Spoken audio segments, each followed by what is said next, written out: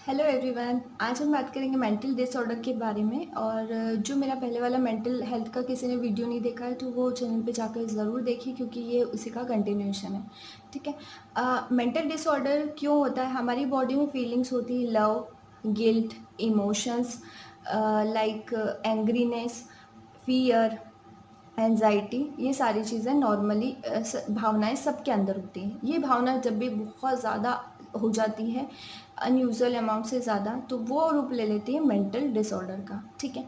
अब mental disorder वैसे तो बहुत सारे होते हैं, बट मैं यहाँ एक ओवरव्यू लूँगी मेंटल डिसऑर्डर का, जिसमें सबसे पहले हो जाएगा हमारा एंजाइटी डिसऑर्डर।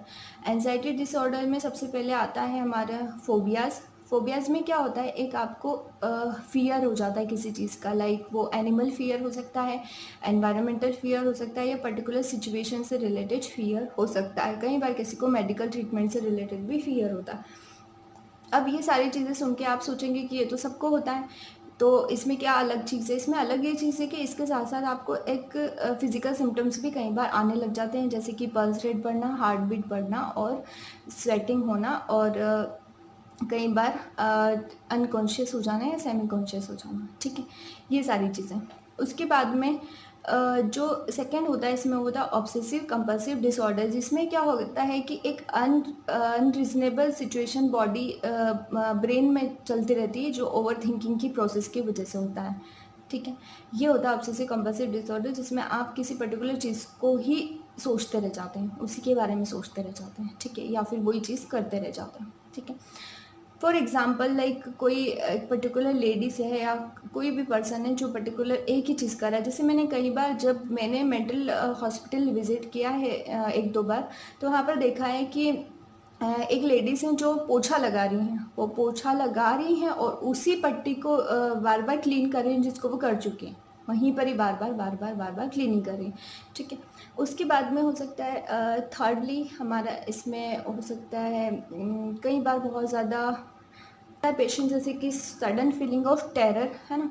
उसके बाद में सेकेंडली इसमें हो सकते हैं हमारे मूड डिसऑर्डर। मूड डिसऑर्डर मतलब कि कई बार आपको बहुत हाई फील हो रहा है, कई बार आपको बहुत लो फील हो रहा है, और मूड आपके सडनली चेंज हो रहा है। उसके बाद थर्डली इसमें हो सकता है depression. Depression is some kind of feeling of loss of interest, है ना।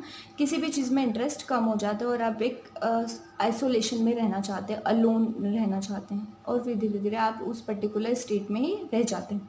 तो ये होता है इन शॉर्ट डिप्रेशन। उसके बाद में बात करूँ तो होता है एक पोस्ट ट्रॉमेटिक स्ट्रेस डिसऑर्डर, जिसमें कि कोई एक टेरिफाइंग इवेंट आपके साथ आपकी लाइफ में हुआ है, और उससे आप रिकवर नहीं कर पा रहे। आप उसी को ही कैप्चर करते रह रहे हो बार बार, क्योंकि वो इतना हॉरिबल था आपके लिए, तो आप वहीं पर ही अटक के रह जाते हो और उससे रिकवर नहीं कर पाते हो। ठीक है। उसके बाद में होता है हमारा साइकोटिक डिसऑर्डर। और साइकोटिक डिसऑर्डर में होता है सिम्टम्स के मैं यहाँ डिस्कस करने वाले हूँ। कुछ अलार्मिंग साइन एंड सिम्टम्स क्या क्या हो सकते हैं? कुछ अलार्मिंग साइंस हो सकते हैं, लॉस ऑफ हाइजीन। हाइजीन पे वो बिल्कुल ध्यान नहीं दे रहा, पर्सनल केयर नहीं कर पा रहा जो कि पहले करता था। सेकेंडली, बहुत ज़्यादा सैड है या बहुत ज़्यादा खुश है। ठीक है। थर्डली, अगर वो बहुत ज़्यादा अलोन और आइसोलेशन में रह रहा है ना। फोर्थली, हो सकता है उसको कुछ फिजिकल सिम्टम्स आ रहे हैं, तो वो खुद को हर्ट करने की कोशिश कर रहा है या किसी दूसरे को हर्ट करने की वो कोशिश कर रहा है। वो हमेशा किसी किसी के साथ पाने की कोशिश कर रहा है। जब भी वो अलोन रह जाता है तो वो एक डर जाता है, और उसको वो उसी मेंटल स्टेट में वापस चला जाता है। कोई आता है तो उसके साथ वो ठीक रह लेता है, या फिर एकदम अपनी एक्टिविटी को क्विट कर देता है। ठीक है। ये सारी चीज़ें हो सकती है।